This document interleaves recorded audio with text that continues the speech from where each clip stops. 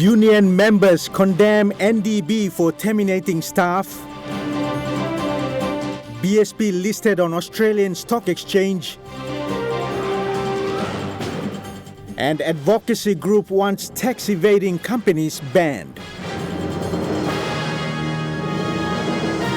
This is National MTV News with Dennis Orere. Good evening and welcome to Friday's news. The PNG Banks and Financial Institution Workers Union have condemned the actions of NDB management, who recently terminated two of their union members. The union says the termination is a direct infringement of workers' universal and constitutional rights to form and join trade union organizations. The two members are managers of NDB, while one is an executive of the NDB branch of the union. This call comes after two staff from the National Development Bank were terminated on accounts of their membership with the union. One male member is an executive of the NDB branch of the union, whilst the other female member is a senior manager. The union members say this action by NDB is a direct infringement of workers' constitutional rights. According to NDB, the union members were terminated based on retrenchment. However, the union claimed otherwise. This is in direct contravention to Section 47 of the Constitution of freedom of association. So whilst NDB may argue that it is within their prerogative and within the contract of employment, we have reason to believe that there is a direct correlation between the termination and their association with the union. The PNG Bankers and Financial Institution Workers Union have registered more than 100 employees of NDB earlier this year, including the two members. And the union had made its intentions known to the bank to lodge a log of claims in a draft industrial agreement. The draft industrial agreement has been lodged, with the union trying to engage with NDB management in a collective bargaining process. Given the timing of the termination, the union argues that the termination is a plot to suppress workers' rights to engage in the bargaining process. And they should do the right thing. We're just seeking justice. Do the right thing, please. We need these two people to be reinstated. It's unconstitutional what NDB did, and we were asking that the government put in support. Make sure that not just in this instance, but nobody's constitutional right should be impinged on by anybody else. Union President Kili Sapu also expressed her views on workers' welfare. She says over the years the welfare of workers have never been a concern for the government, with most labor laws in the country outdated. This resulted in most workers' welfare being affected. She says given the tough economic times, the government and the workers must work together to address issues. I think that up to this point in time, workers' welfare has never been a priority, or we don't see it as a priority to the government. Some of the outstanding critical issues that we have been following up as well, and I'm sure all other unions, we've got outdated labor laws and common laws that require amendments. And whilst we are still waiting, our workers are suffering. They also raised concerns on the common law right of the employer to hire and fire without giving reasons. They say for too long employers have abused this common law right to achieve their means, and given the change in time, this law is outdated and must change. They are now calling on the government to fast-track the review of relevant labor laws to address these issues. It's a good time to remind the government. This is long outstanding.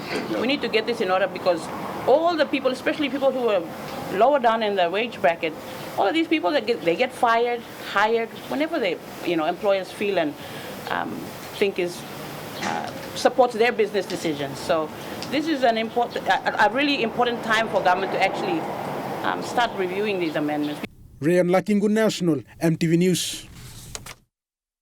Bank South Pacific will be joining the Australian Stock Exchange before the middle of this year, mainly to access new sources of capital to fund future growth opportunities and provide increased liquidity for its shareholders.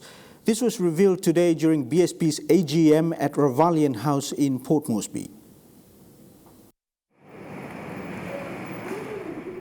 Bank South Pacific has a majority national shareholding, with the top three being Gumu Consolidated Holdings Limited at 18.15%, Number One Super Limited with a 12.09% share, and Petroleum Resources Kutubu Limited at 9.88% shareholding. Apart from accessing new capital opportunities and increasing liquidity, Bank South Pacific's strategy to be on the Australian Stock Exchange is also aimed at improving its visibility and increase exposure of the bank and PNG in the foreign business environment. According to the bank's AGM shareholder presentation today, BSP's Australian Stock Exchange listing application was lodged in late April 2021 and should be notified of their assessment findings in late May or early June, given that the ASX assessment process takes between 4 to 6 weeks to complete. And what's notable amongst that group of shareholders is that we have superannuation companies from 4 different countries, from PNG, Solomon Islands, Fiji and Samoa. And Secostas was also able to inform the shareholders at the meeting today that the BSP's application for listing on the Australian Stock Exchange has been approved and that we'll be shortly joining the Australian Stock Exchange next week. It gives us the opportunity to raise capital and expand further. And we are part of the strategy that we've been looking at over the last 12 months. Once a year we have a strategy meeting and it gets updated regularly. But the idea of it gives us liquidity, gives our shareholders liquidity. They can buy and sell shares, they can trade on the Australian Stock Exchange. Here we're very limited. We can also raise a lot of capital and to take BSP forward. So we're very, very excited about this initiative that's been carried out by the management, and it's been a success. This comes amidst the AGM also revealing that BSP's net profit after tax for 2020 of 806 million kina is negative 9.5% compared to 2019 results, mainly due to COVID-related impacts. However, BSP board and management anticipate a positive profit outcome for 2021 given improvement of the COVID-19 situation. And the presentation talked about our net profit after tax of 806 million kina in 2020, our first quarter profit of 203 million kina for the first quarter of 2021, and also importantly for many of our shareholders, an announcement of dividend payout ratio of 75.4% with a final dividend to our shareholders of 1 kina and 5 toya to be paid on the 23rd of June. BSP is also enhancing its digital initiatives in light of reducing SME loan requirements under the government's credit enhancement facility to enable more SMEs to access loan funding. The bank's development of the BSP Payment Gateway is expected to offer BSP Pay e-commerce service in July, as well as mobile business banking for business customers. The Forest Authority must stop aiding and abetting logging companies identified by the IRC as defrauding the state and landowners by evading taxes, says Community Advocacy Group Act Now. Campaign manager Eddie Tanago said if logging companies are unlawfully evading taxes, then the Forest Authority and the Minister must act to stop these companies accessing even more forest to feed their criminal activities. The call follows Internal Revenue Commission's boss Sam Coim slamming the logging companies for what he described as their pillaging of PNG's forest. Coim says the companies are guilty of egregious transfer pricing and tax evasion and deceptive behavior. According to Coim, logging companies are evading taxes by under-declaring their real incomes and hiding receipts in offshore secrecy jurisdictions. They are also paying very minuscule amounts of payroll tax despite employing a large workforce and draining the government of scarce revenues by claiming large refunds of GST. An IRC is currently auditing 20 foreign-owned logging companies and expects to be laying criminal charges, but there needs to be a better monitoring of the high-risk sector. The PNG Forest Authority must stop aiding and abetting logging companies identified by the IRC or the Internal Revenue Commission as defrauding the state and the landowners by evading taxes. If these logging companies are unlawfully evading taxes, then the minister and the Forest Authority must stop them from further accessing new areas to feed their criminal activities. The export of Kwila logs were given as an example of the type of transfer pricing logging companies are engaging in. He says when Kwila logs are exported from PNG to China, the value declared by the logging company might be just $110. However, the logging company is not selling the logs direct to the buyer in China, but to one of its own overseas subsidiaries, often registered in a secrecy haven. The offshore company then pockets the 390 price difference, depriving PNG of taxes and royalties and allowing the company to constantly claim a loss on its local operations. In 2020, 282,000 cubic meters of Kwila logs were exported from PNG, according to export monitoring company SGS. The analysis by IRC is alarming and should not be ignored. PNG FA must stop issuing new licenses, permit extensions, or new permits for these companies. Tanago says if the logging companies were under-declaring their value by $390, then the total under-declaration would have been $110 million or around 400 million kina. He says that is 400 million kina potentially lost on just one species of log exports in just 1 year. Total log exports from PNG over the past 20 years total some 60 million cubic meters. If the average price was being under-declared by just $100 per meter, that would amount to a $6 billion fraud. If the Forest Authority, the Forest Authority Board, and the Minister do not act on this, then they are simply assisting these loggers and their criminal behaviors as described by the Internal Revenue Commission. Rayon Lakingu National, MTV News. The National Agriculture Research Institute is encouraging people in drought-prone areas to use a biofiltration technology that they've developed at their research center in the Eastern Highlands. NARI has been teaching people how to build and maintain the concrete biofilters which use gravel, sand and bacteria in the filtration process. Technology that could save many lives in drought-prone areas and places where it's difficult to get clean drinking water.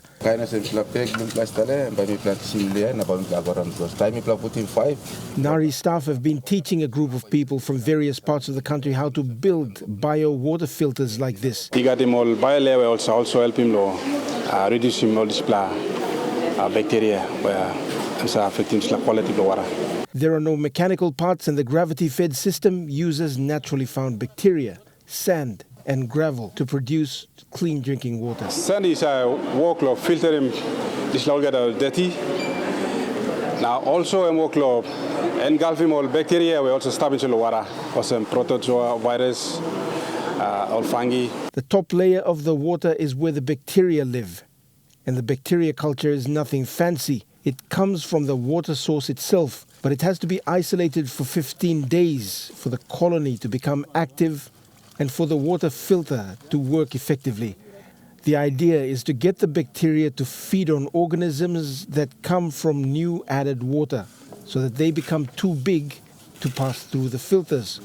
The total initial cost of the unit is 500 kina depending on where you get your materials from, but costs are cheaper after the initial startup. Scott Waide, National MTV News. When we come back, new classrooms or lack of it in various parts of the country and early childhood learning in Western Highlands. Stay with us.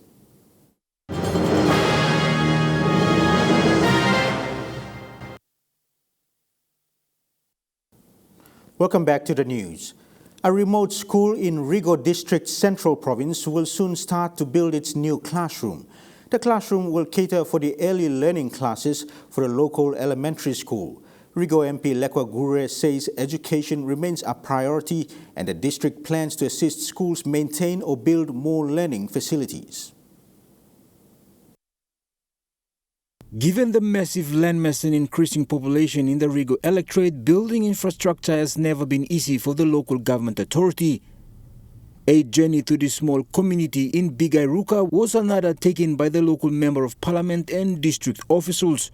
Prior to the groundbreaking ceremony, MP Gure says the project was identified by the local ward leader and submitted before the DDA.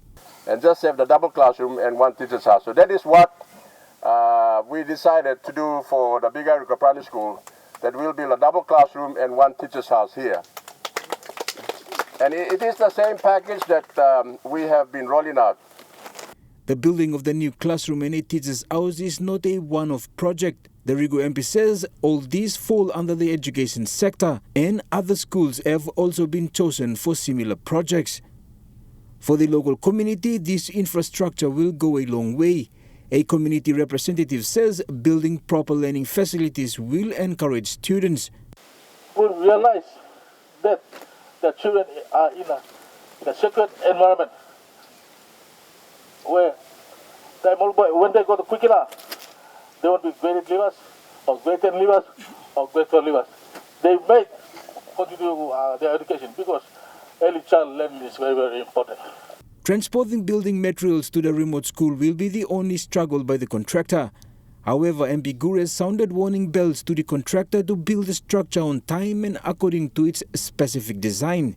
Crossing the big river and then also crossing this one here. So that's a challenge for the contractor in as far as bringing the building materials are concerned. But nevertheless, we should not use that as an excuse. So I want the contractor to build this infrastructure on time and on budget. The elementary school has 3 serving teachers. With the new classroom to be built, additional teachers may be needed. The head teacher says the classroom will help after years of struggle. Struggling with desperation, very, very high desperation. The children, the community itself, the parents. It gives me great pleasure to cut this ribbon to signify the start of the building of a double classroom and teachers' houses for Bigiruka Primary School.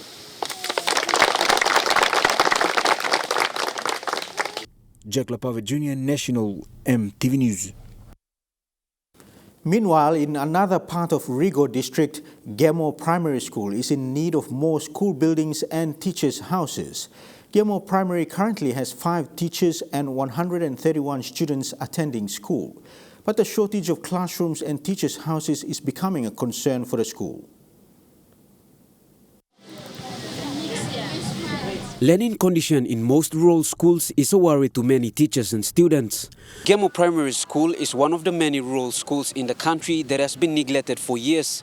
Concerned teachers say they need more houses to accommodate staffs and build more classrooms to teach the growing population of students. The school itself was established in late 80s, and since then there are no major changes. This is one of those schools that is neglected. When teachers are posted here, they don't take up postings here because of the housing problem and a shortage of classrooms. Due to shortage of houses and classrooms, some teachers were not committed to teach. This resulted in the withdrawal of students. Most of those students that withdrew because of lack of commitment by the teachers and the board and everyone. Most students withdrew from school. So, last year when we came, we had to work really hard to earn the trust back by the parents, the community and the students. So this year, all those students that withdrew 2-3 years ago are all back now. Gumu Primary School head teacher Kilagi Golu says despite the assistance from Rigo District Development Authority, funding is not reliable. Rigo District Development Authority is stepping in to assist schools, but still that funding is not enough for our ever-growing schools or school for Gumu. And for us to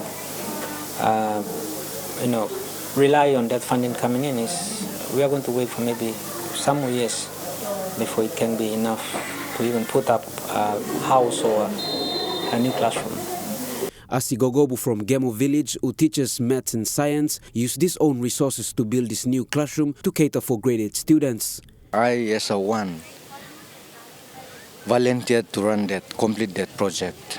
I used all my salaries to build that classroom. Apart from housing and classroom issues, the school also needs teaching materials such as textbooks. According to Mr. Golu, the current textbooks they use are outdated. Suli Suli, and National EMTV News. Over in Morobe, Nawai district has been focusing on developing human resource by focusing on education. The DDA recently supported a newly established primary school of Nawai's Labuta LLG with a double classroom for the grade 8 students and a library for the school. This was funded at a cost of 200,000 kina. This is Yambo village. It is located along the coast of Bukawa in the Labuta LLG of Nawai district. Over the years, children from Yambo used to walk for over 2 hours to Bukawa to attend school. According to the parents, learning has been difficult for their children due to the distance. With the support of Yambo community, they managed to establish Yambo Elementary and Primary School in 2013.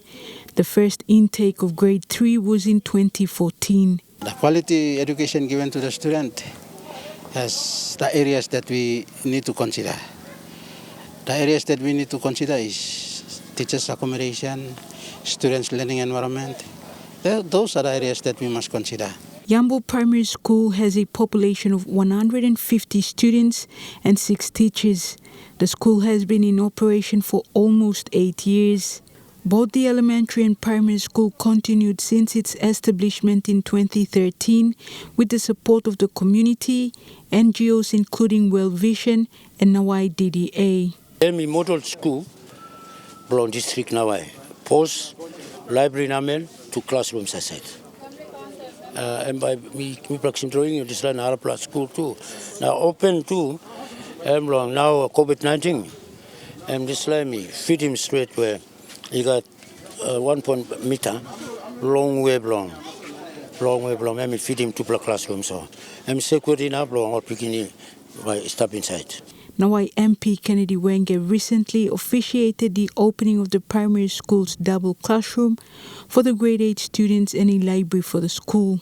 According to the head teacher, Kosi Tong, whilst the bush material classrooms were replaced with permanent buildings, the school still needs support for new teachers' houses. When teachers have better accommodation, students have better learning environment, there will be a smooth flow of learning. So the obstacles that Yambo facing at the moment is the house teachers. All the house teachers are in bush materials. We make him commitment.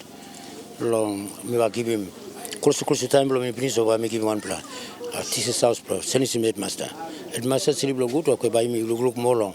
Our staff is planning good house.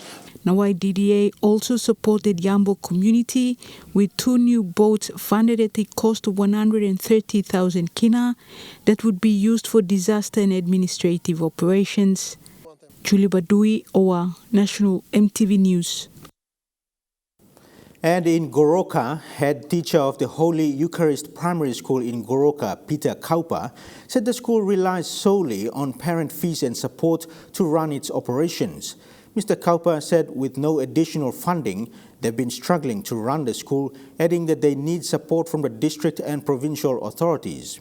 The school was established and registered in 2019 to cater for the influx of students traveling long distances to Faniufa to attend school.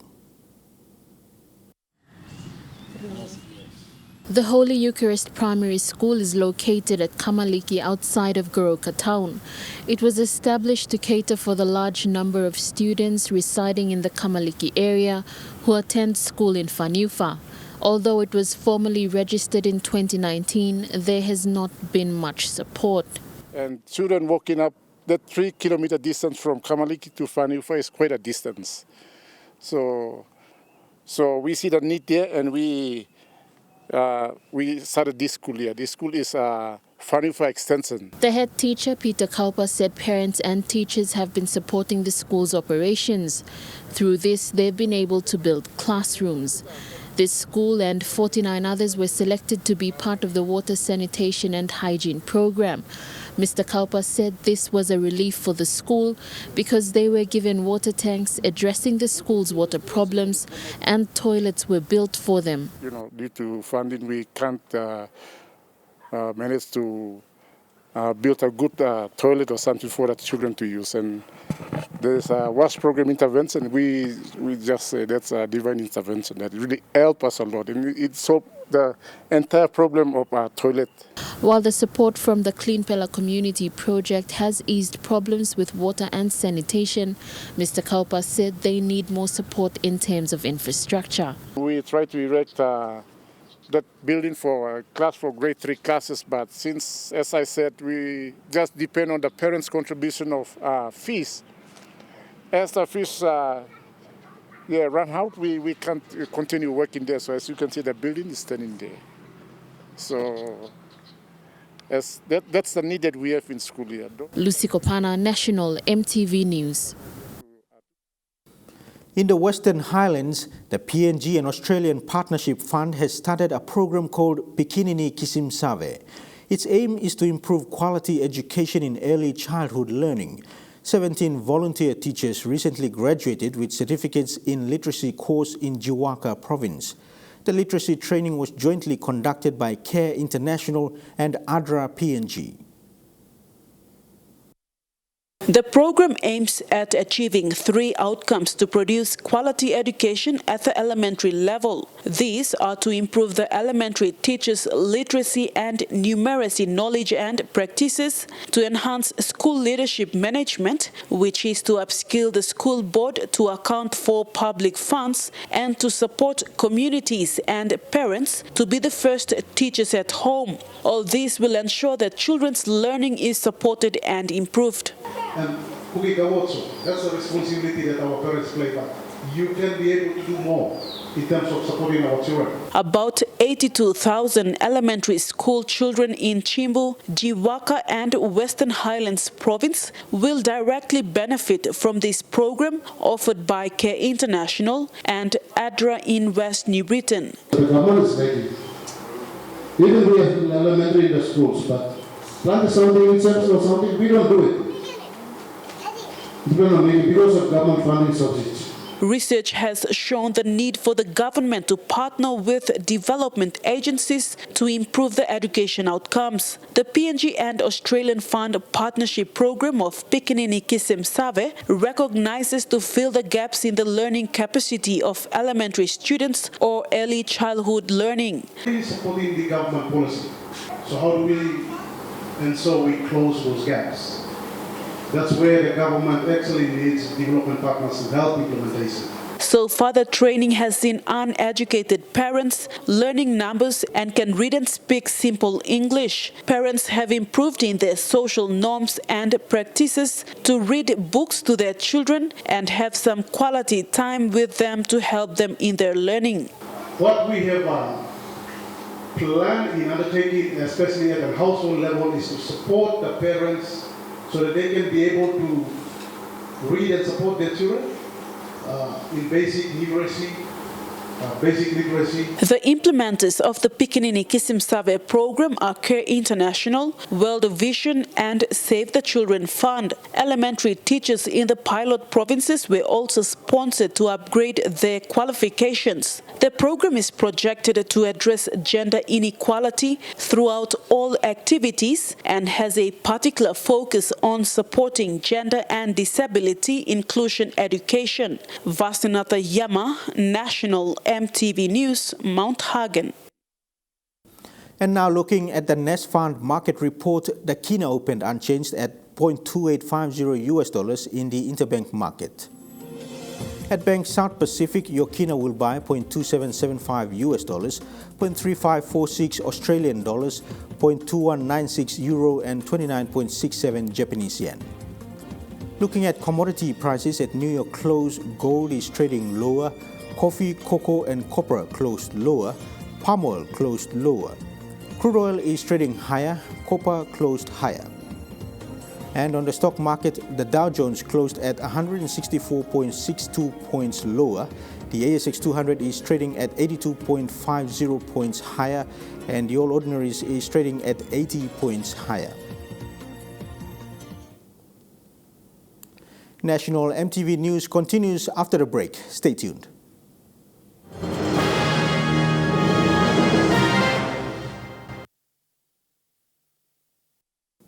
Welcome back. People's First Party in its recent meeting appointed a number of party executives. They include party president, treasurer and general secretary.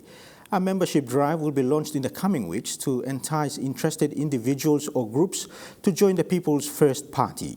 People who wish to run under PFP party banner in the 2022 national general elections are also invited.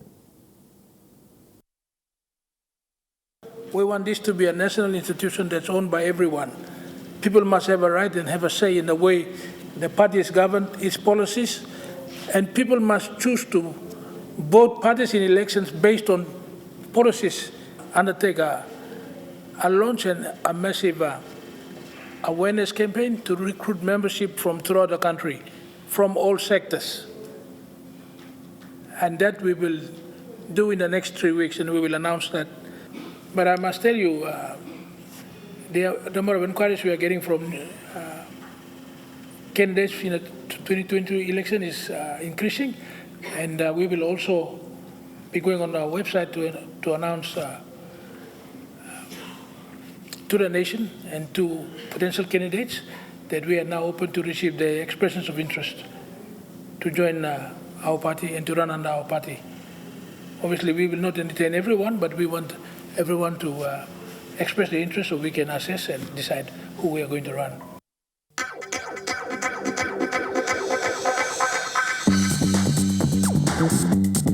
Trukai Sports.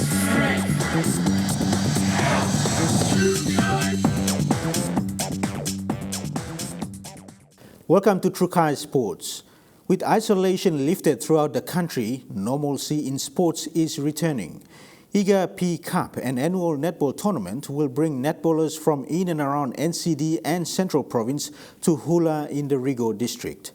With the competition set for June, Goodman Fielder International has come on board to sponsor in kind towards the tournament. The Iga P Lahari Netball Tournament, a prestigious annual event set to take place during the Queen's birthday long weekend, received support in kind from Goodman Fielder International earlier today. We would like to say a big thank you to Hula to reaching out to support this event. So we're donating our famous flame products, the flame flour. Twisty is a very iconic brand here in GFI. And also we have the new flame sugar that we've been giving out as well as a part of our promotion, and a little bit of scale rice, which has been in the market for some time now. The regional sales manager adding GFI is happy in assisting such organizations, especially in these trying times. Goodman Fields does not support only sporting codes, but SMEs all right throughout the country, and we are happy to assist clubs coming through like this, especially at the challenging time of the COVID-19. The tournament director, Lawrence Lahari, thanked GFI for their support. On behalf of the family, myself as a second born in the family, my elder sister Carol, Ari Namo, and also Jacqueline, who's part of the PNG national netball team as well. We want to say a big thank you to Goodman Fielder. Thank you to the staff and everyone that's been able to assist the Iga P tournament. Lahari says the support will go towards a sustenance of registered teams during the competition. When teams register on the day, we will be giving them food supplies for them to assist the team when they stay at Hula. Adding the tournament while building upon the legacy of Iga Lahari, it promotes the code of netball in rural areas. Our late mum was a very passionate netballer, and so part of the family's aim was to ensure that we promote netball back in the rural areas. As you have rightly said, COVID-19 has restricted organizations to do these type of events, and we're we're so happy for the support that Goodman Fielder International is doing with these donations. A significance of the 2021 tournament is inclusivity. We also got a men's division, men's netball, that'll also take part. So, you know, it's always been said that netball is a women's sport, but we're now including men into it. You know, in other sports, it's always, why don't we include women? Well, we're now saying, why don't we include men in the conversation as well? Kilawani, Trukai Sports. That story wraps up Trukai Sports. The weather report when we come back. Trukai Sports.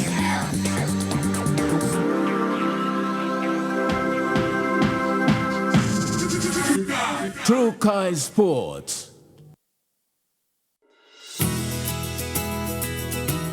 This weather update is proudly brought to you by MoneyPlus, with you always.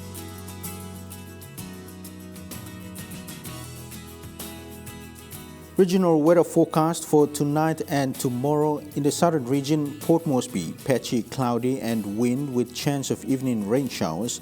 Daru, partly cloudy with squally showers and windy.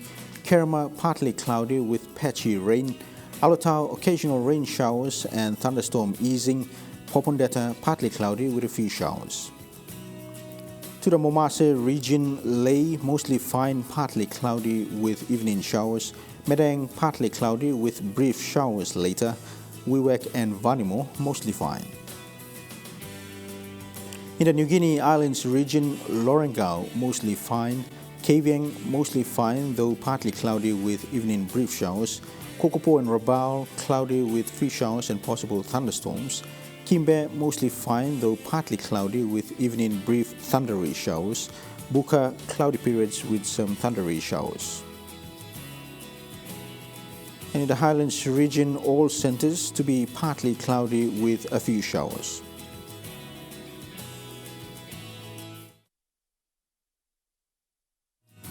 The weather update was proudly brought to you by MoneyPlus, with you always. And that's the news, sports and weather for Friday, the 21st of May 2021. Have a safe weekend. Good night.